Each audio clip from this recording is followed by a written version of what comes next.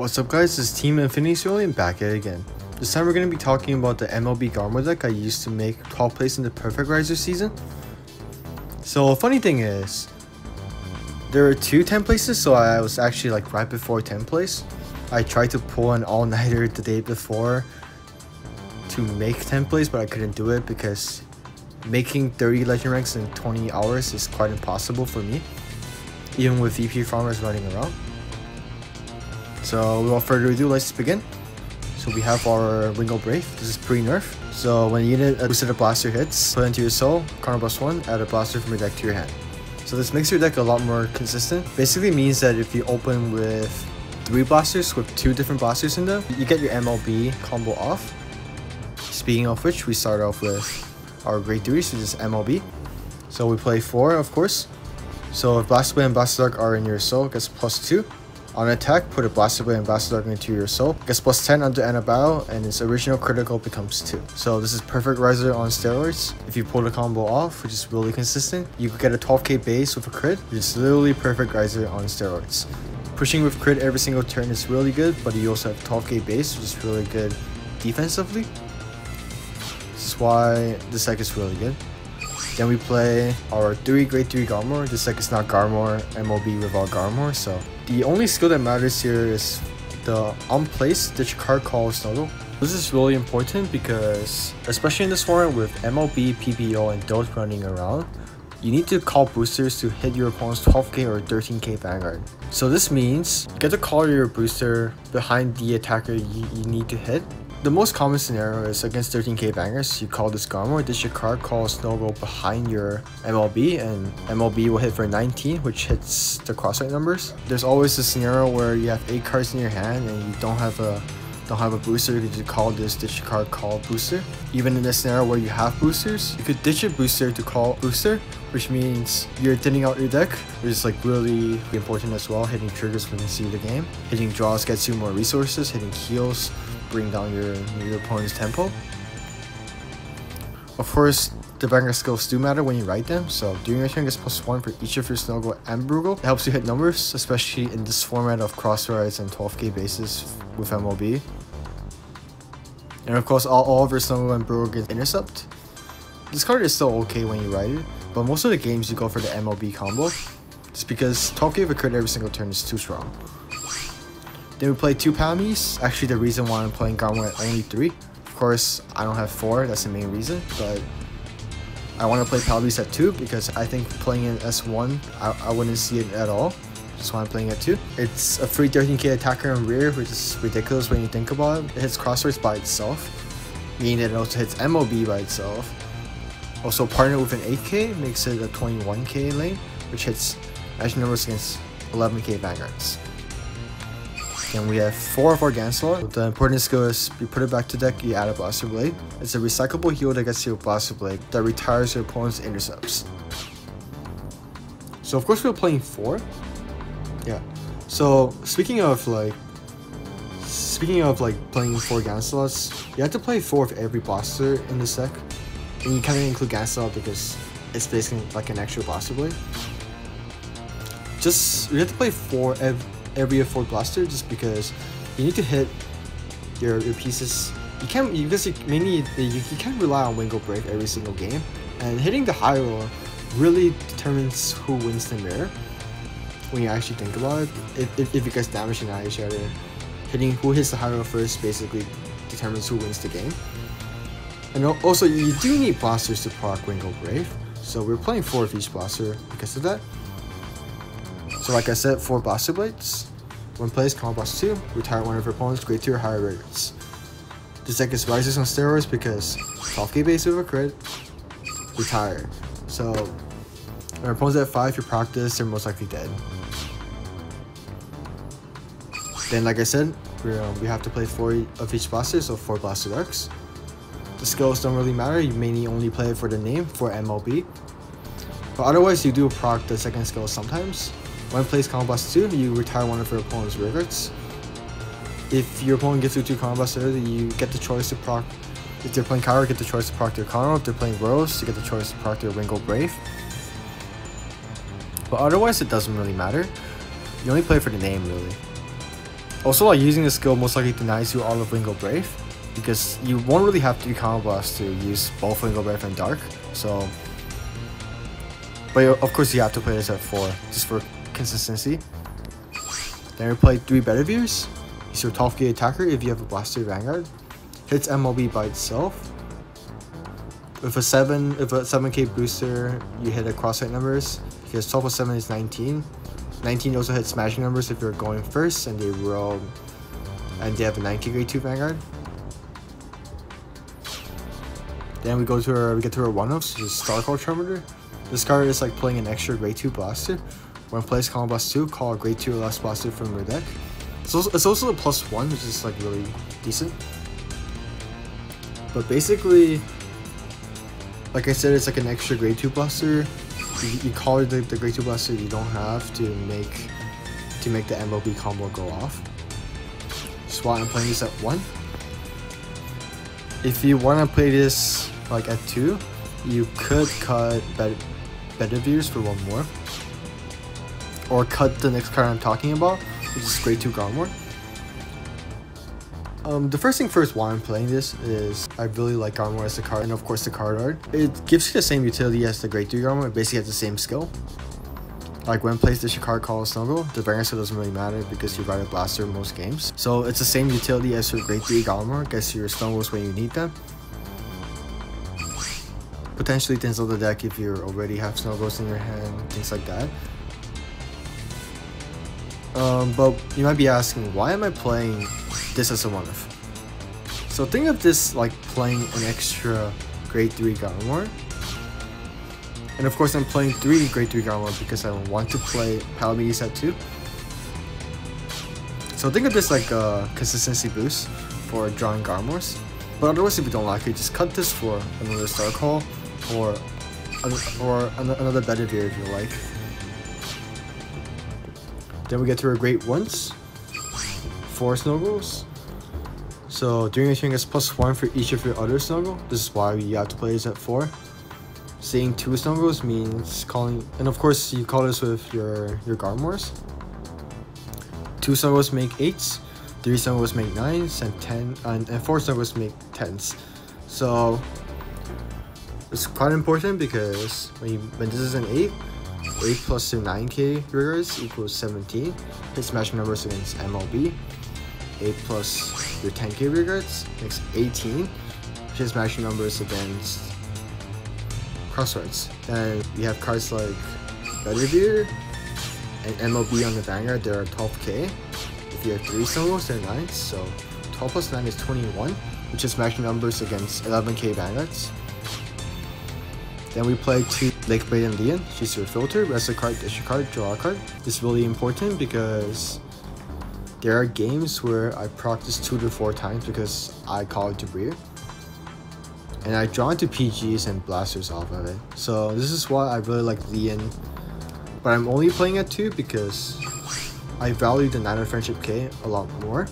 He's your 10k attacker if you have a Blaster Vanguard. His intercepts by itself.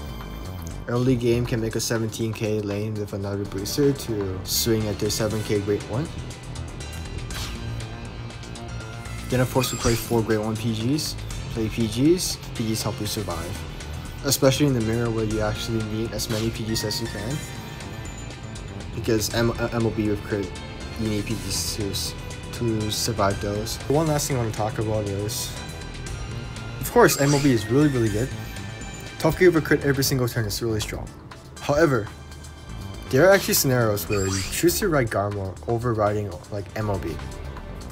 There's a scenario where you just don't have the pieces and you just have to ride Garmore. But of course, sometimes when you do MLB, it's quite risky because let's say you're going second, you have 3 to 4 damage because your opponent rushed you down, and you proc this skill. You're losing 2 intercepts.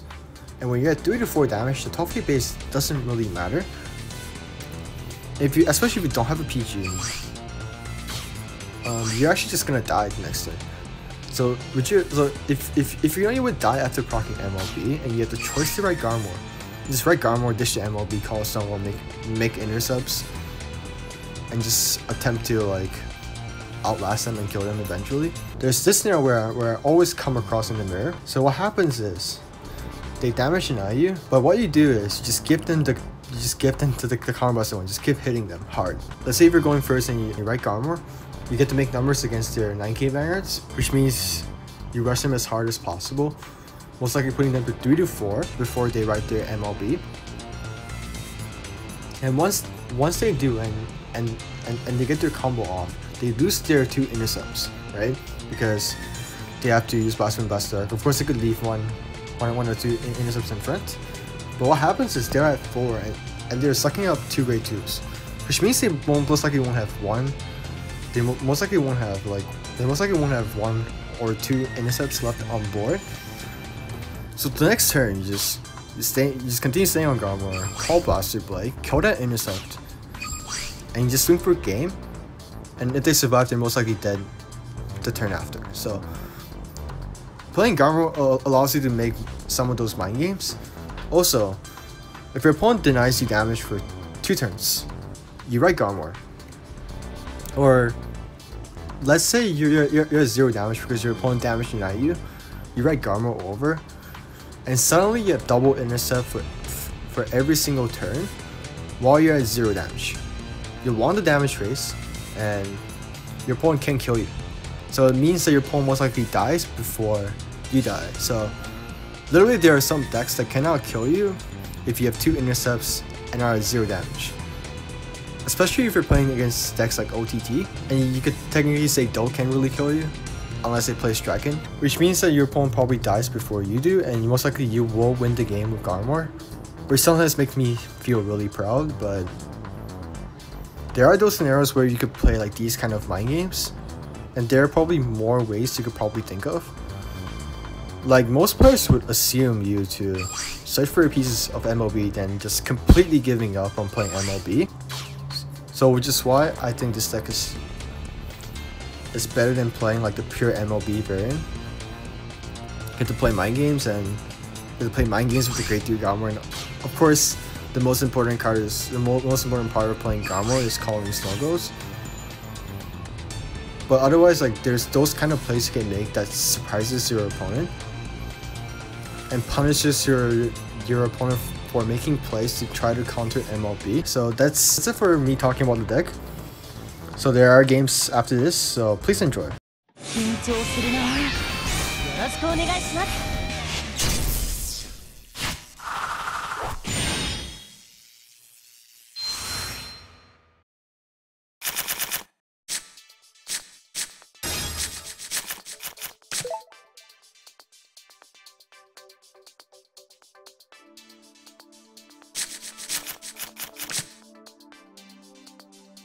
スタンドアップヴァンガード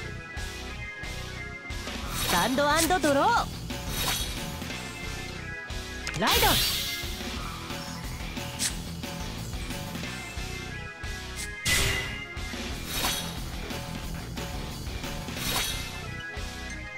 タンド&ドロー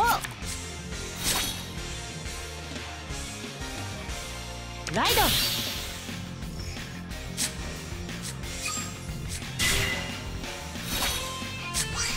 キル発動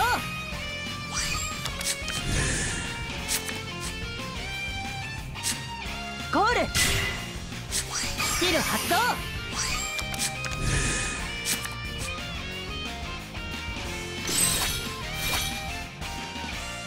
スタンド&ドロー立ち上がれ僕の分身ライドブラスターブレード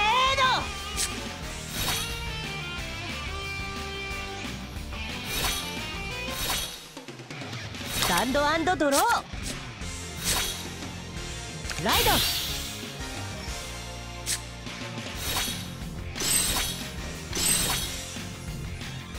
スタンド&ドロー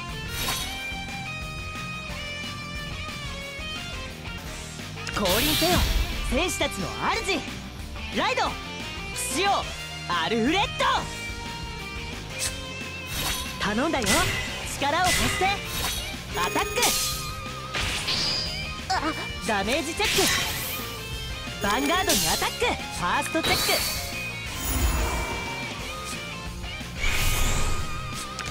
セカンドチェック。ダメージチェックとドロートリガー。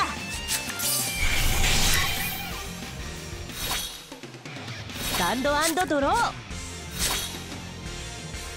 光と影は一つとなり、そして真の力が生まれる。ライドマジェスティロードブラスタ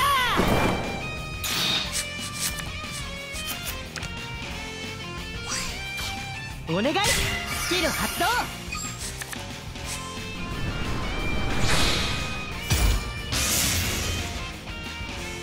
コールお願い。アタック。ダメージチェック。アタック。ダメージチェック。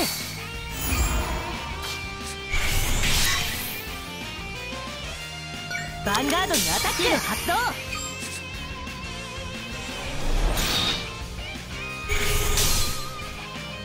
ファーストチェック。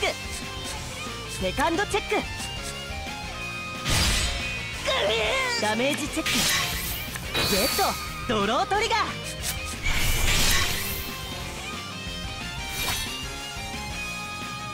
スタンド&ドロー。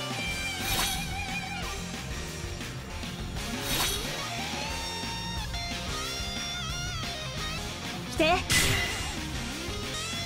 スキル発動。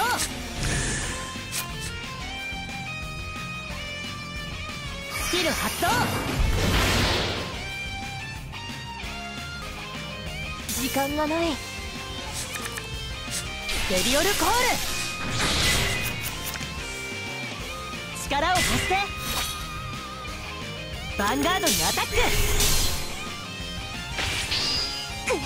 ダメージチェック。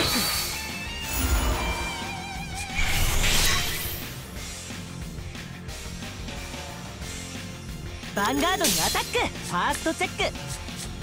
セカンドチェック。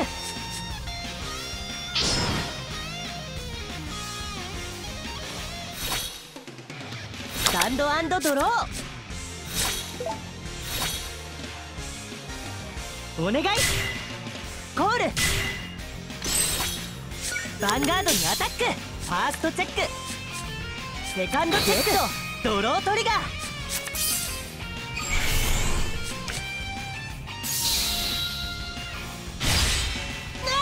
ダメージチェック。ゲットドロートリガー。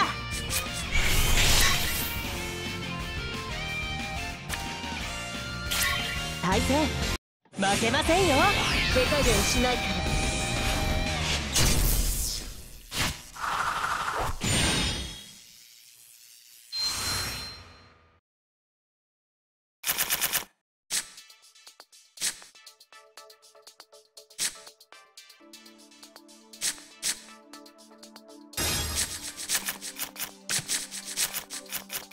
スタンドアップヴァンガード。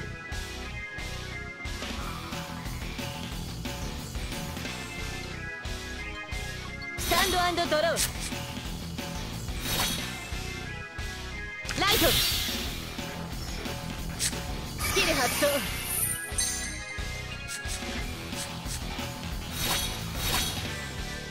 スタンド&ドロー。ライド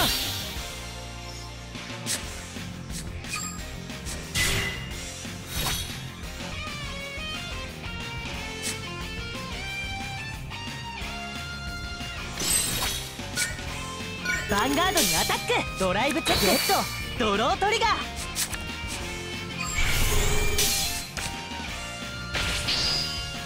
ダメージチェック。ゲットスタンドトリガー。ス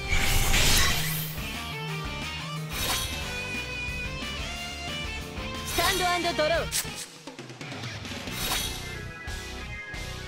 ライト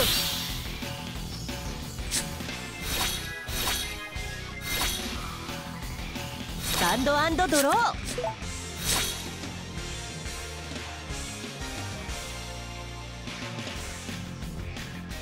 ライドスキル発動。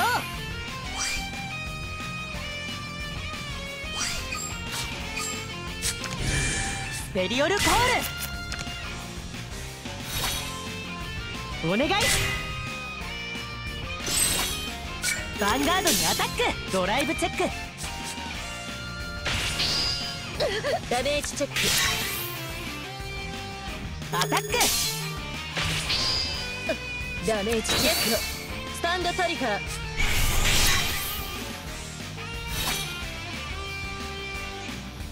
スタンドドロー。紅の戦乙女暗雲を吹き飛ばせ。ライトスカーレットウィッチこそ。スキル発動。スペリオルコール。スキル発動。スキル発動。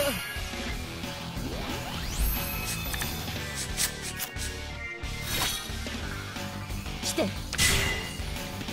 頼んだわよ。頼んだわよ。リアガードにアタック。スキル発動。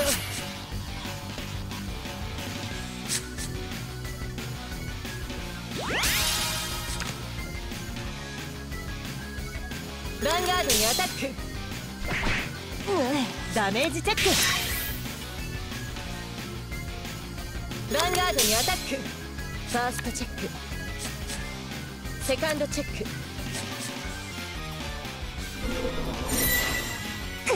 ダメージチェック。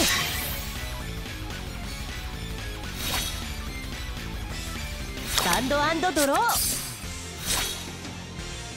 ライドスキル発動。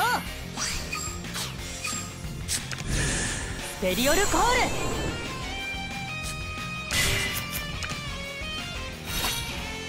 頼んだよ。スキル発動。ペリオルコール。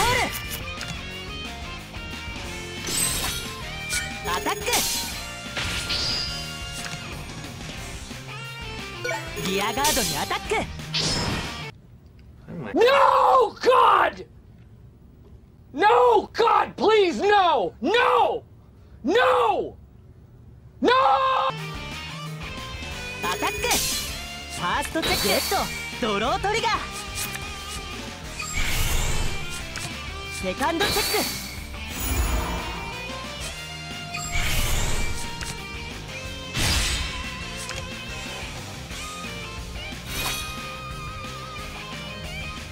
スタンド&ドロー。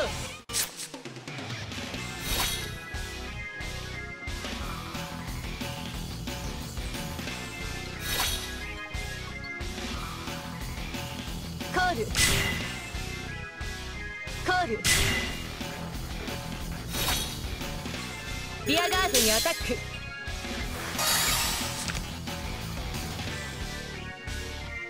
アタック。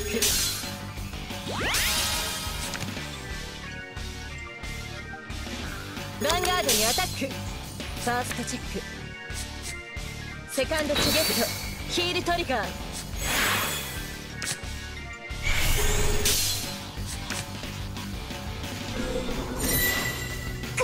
ダメージチェック。レッドドロートリガー。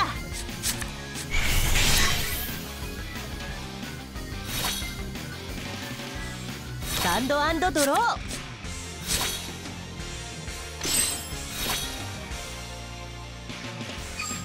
コール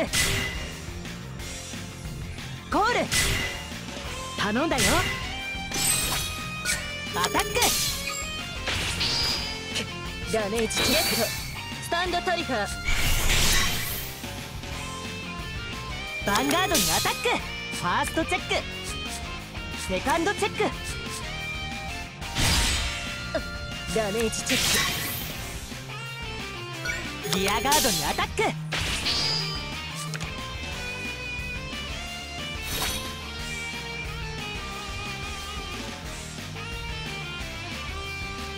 スタンド&ドロー。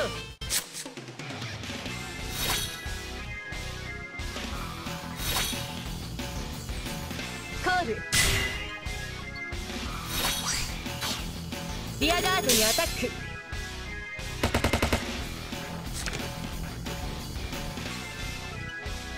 アタック。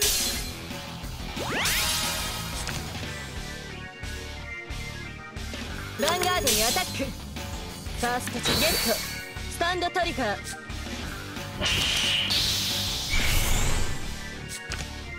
セカンドチェック。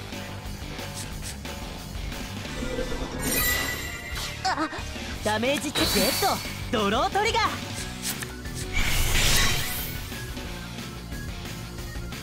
ヴァンガードにアタック。ダメージチェック。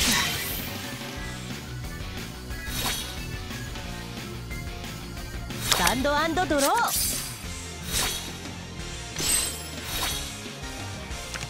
お願い。頼んだよ。スキル発動。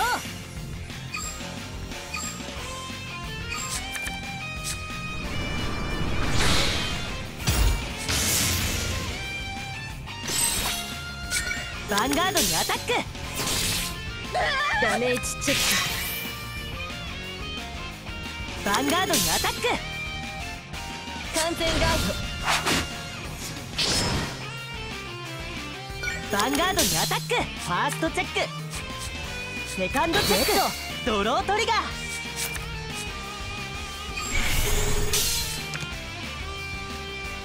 完全ガード。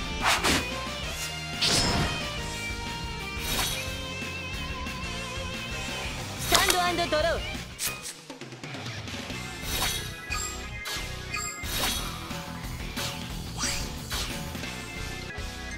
来て。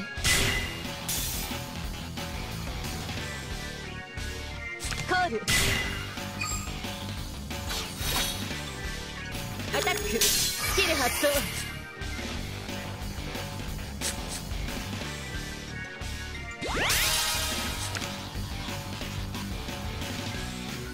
アタック。ファーストチゲット。スタンドトリガー。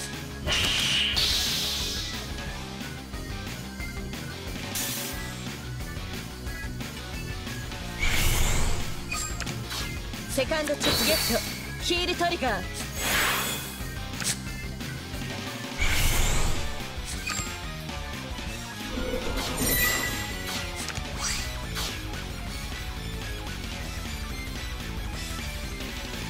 ヴァンガードにアタック。スキル発動。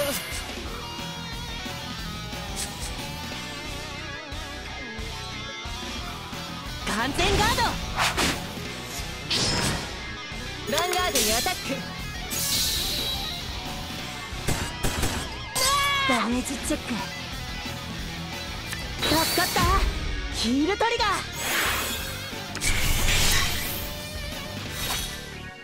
スタンド&ドロー。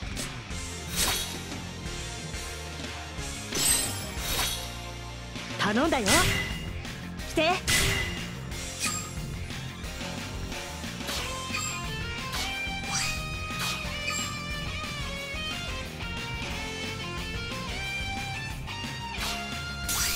スキル発動。ア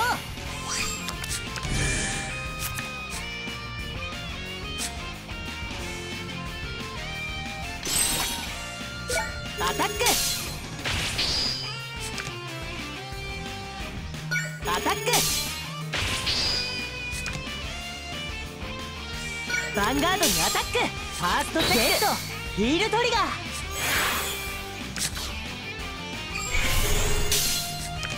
セカンドチェック。ヒールトリガー。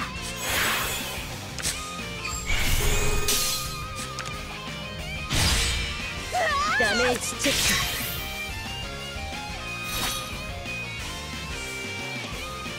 スタンド&ドロー。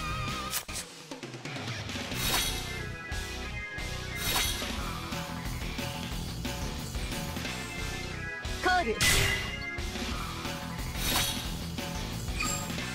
アタック。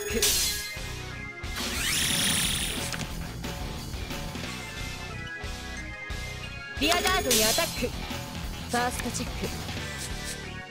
セカンドチェゲット。スタンドトリガー。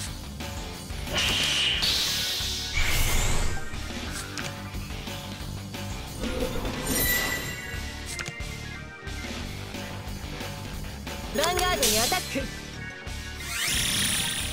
ダメージチェック。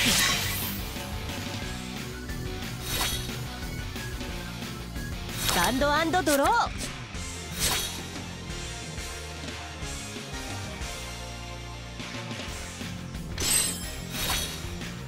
頼んだよ。お願い。アタック。ヴァンガードにアタック。ファーストチェック。デッキが少なくなってきた。セカンドチェック。デッキが少なくなってきた。完全ガード。アタック。ダメージチェック。よし、勝てた。